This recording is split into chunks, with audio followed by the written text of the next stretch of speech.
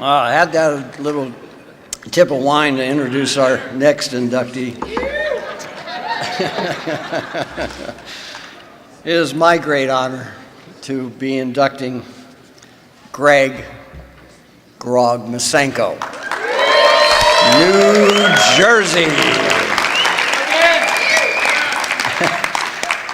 Greg started surfing in 1963 right out in front of his house in Seaside Heights, New Jersey, starting out on canvas mats and then moving up to his first surfboard from Keller's Surf Shop, a 910 G&S. Coming into the 70s, Greg was known for his skills on the Nueva twin fin. He was a damn good surfer, and you'll see that. The photo's going to come up here. I wish I could coordinate what I'm going to tell you, but there's a photo that's going to be of Greg Mesanko on a huge day at Manasquan Inlet, double overhead plus, and he's riding a very short Nueva fish.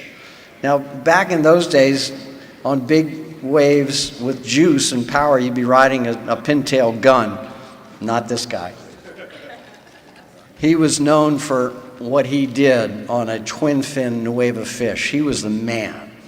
Greg competed in contests up and down the East Coast until the age from 14 to 50, having most of his success in the men's, senior men's, and masters divisions. He worked for a store called Custom Surf Shop, but his inspiration came from Dick Cattry and Ron John when he was going to school in Cocoa. There's so many guys from up north that came down to the Cocoa Beach area, went to what was called BCC, Brevard Community College, and he was one of these guys. And he didn't really study so much. He majored in surfing. And so many of them did. He said he worked with Gary Proper, and they designed to put together basic plans for his first surf shop called Natural Art in Ortley Beach in 1969. They sold all the good stuff, Hobie Con, Waneland surfboards, O'Neill wetsuits. But in 1970, he opened the infamous Grog's Surf Palace.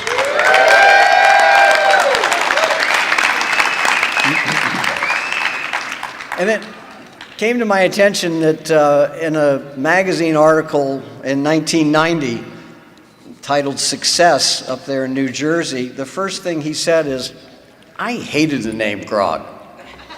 My name is Greg. I much prefer that. But he was pretty sharp that he realized that Greg's Surf Shop wasn't going to do as good as Grog's. This guy is a marketer. He was recently inducted in the New Jersey Surfing Hall of Fame. He's best known for his 28-year tenure as the standout surf shop in New Jersey. That was the destination. You were going to go to Grog Surf Palace. It was the place to be. And Grog, or Greg, he was the man. He brought the Seaside Pro to New Jersey for 3 years, 76, 77, and 78. He was the first one to bring the guys from the tour, the fledgling IPS tour. He had Rabbit and Sean and PT. They were all there. And that was a badge of honor for Grog. He got to hang out with those guys, but most of all, he brought them and everybody got to see him and interact with them. I mean, they got Sean and Rabbit on Good Morning America. They had, Grog was getting the local stores, Bloomingdale's, Ralph Lauren, they were buying his surfboards used for props in their stores. Grog Surf Palace, being that close to New York City, was a big part of the surfing movement of the 70s. He closed after 26 years and chose a life as a sales rep as his next business adventure. How was that for a learning curve? Tough. Driving 4 hours for an appointment and the buyer doesn't show up, or he cancels and doesn't give you an order, and then you have to babysit his kids for a couple hours to get paid for an invoice. Pretty hard learning curve there. It was important for him to experience the job and appreciate all the work that reps have done, because a lot of surf shop owners never get that opportunity. But does he miss it? Hell no.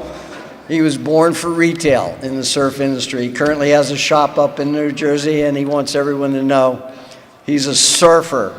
And I say, yo, brotherhead, Greg Mesanko.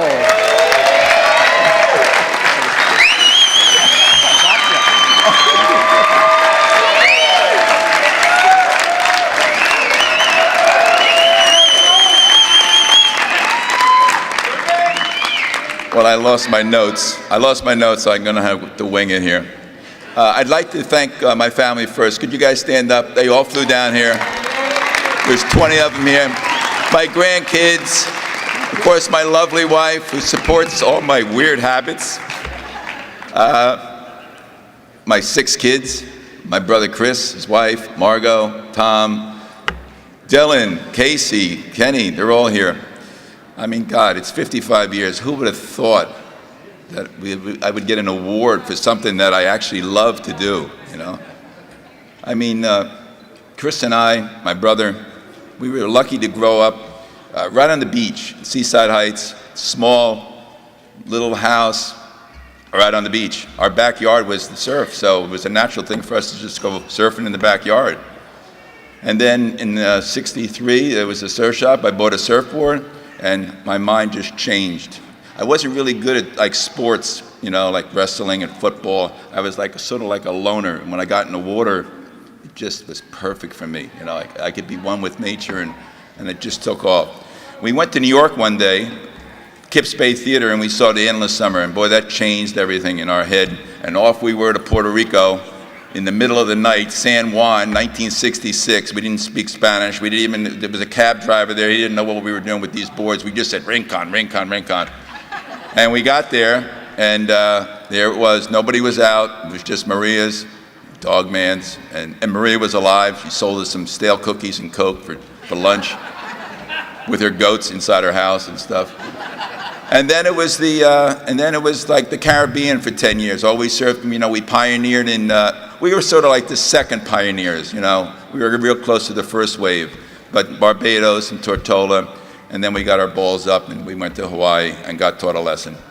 And we were there in '76, Chris and I, my brother, we were on the road all over the place. We surfed Lonnie's and we surfed Himalayas and we surfed Backdoor, and we traveled a lot. And then we went off to Europe, and we surfed in France.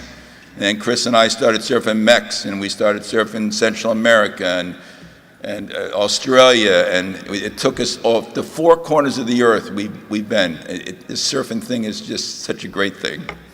So on all my travels, what did I do? I brought back all the shapes from all over the place. We were bringing boards back, you know, from Northern California. I wanted to have the best shapers in my store at all the time. Whether it was, you know, David's boards, Twin Fins, Terry Martin's boards, Jim Overland's, Tom Overland's, the Hout brothers, the Hout, and then we were into all the Southern, you know, Skip Fry, the Nectars, Simon Anderson's, MR's.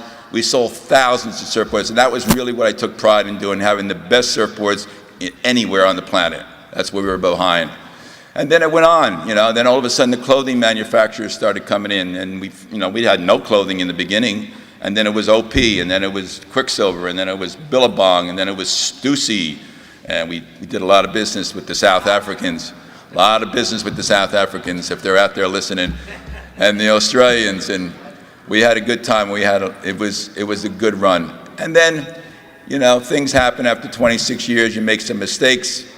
Your ego gets away with you a little bit. You think you can't do anything wrong, and I got slapped down, lost everything, and became a sales rep, and I got humbled quick.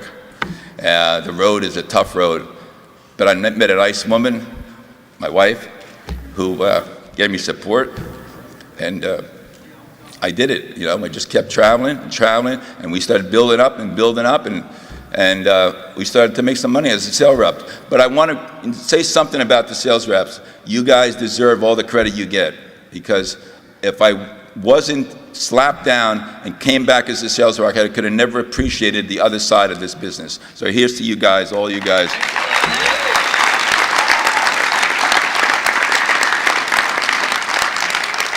And then a little angel came and said, "You want to get back into the retail business?" I said, "Sure." And his name is Paul Nodi. And I don't know if he's here now, but he gave me a second chance. He said, "Find a store in New Jersey, and Billabong will get behind you." And I've had a store in Shrewsbury, Billabong store. It's a nice, good store. We deal with a better clientele, the Bruce Springsteens and the Bon Jovis, and they come in, and it's been a good run. And so, to wrap it up, I mean, how lucky are we? How lucky my brother and I were, and to be right on the beach, find something in this world that you love to do. It's good for your mind, it's good for your soul. You exercise doing it, you can make money, and you can travel around the world. How lucky are we to find this sport? It is unbelievable.